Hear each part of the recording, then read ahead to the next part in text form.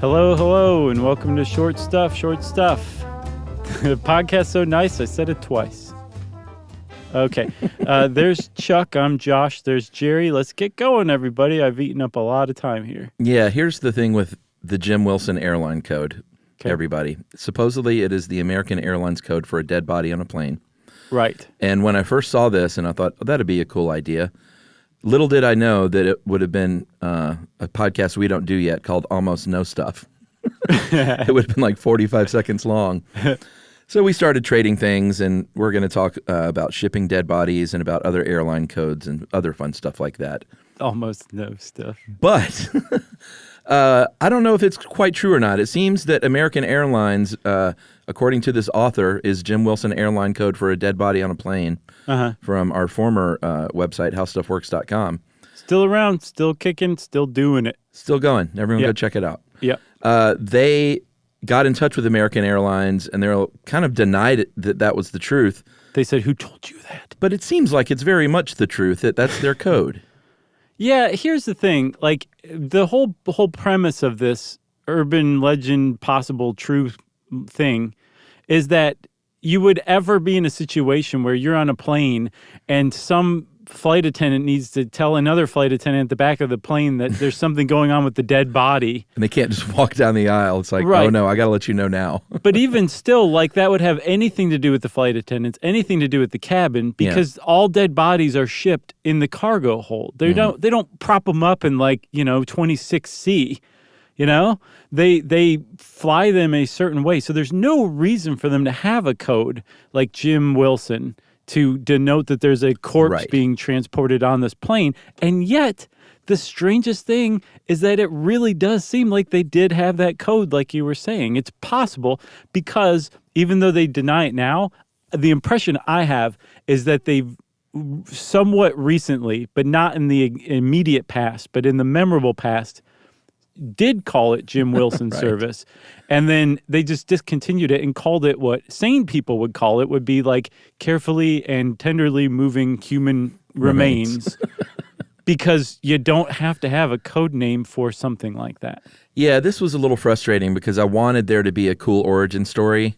Nope. And there's not. But apparently there is a page, or at one time there was recently, on the National Funeral Directors Association website. Right. That very much does say, instructing their members to use the American Airlines Cargo Jim Wilson service. Right. Yet American Airlines is going, I don't know what you're talking about. I never heard of that.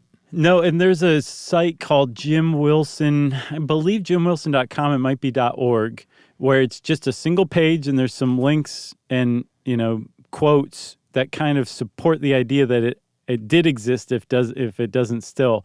There's a Wall Street Journal article from 1987 that specifically says that is the code for this type of service, handling non-cremated, casketed human remains, that it's Jim Wilson service. And they quote a funeral director saying that we say that because, it's much better to say something like that than what it actually is around the bereaving family, which, again, I don't understand that guy's logic at all. Doesn't really make any sense.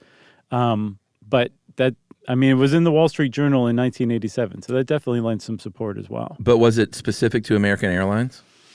I believe it was. I think it's always been associated with American Airlines, which makes it even more, potentially correct. Yeah. Yeah. I found out that other airlines supposedly say HR for human remains, so they just abbreviate it.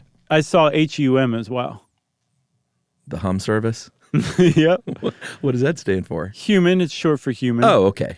It's like you got Comfort Plus, Sky, HUM, human remains, that whole thing. Well, and I guess that's that the order. Differentiates it from human resources, which is commonly what you think of with HR. Just HR. And all those great meetings that companies always have about HR. Sure, exactly. And human remains. So maybe we should take a break, and because we did dig up some stuff about how you can transport a dead body, because, you don't think about it. You could die on vacation in another state or another country. And we'll tell you about that stuff right after this.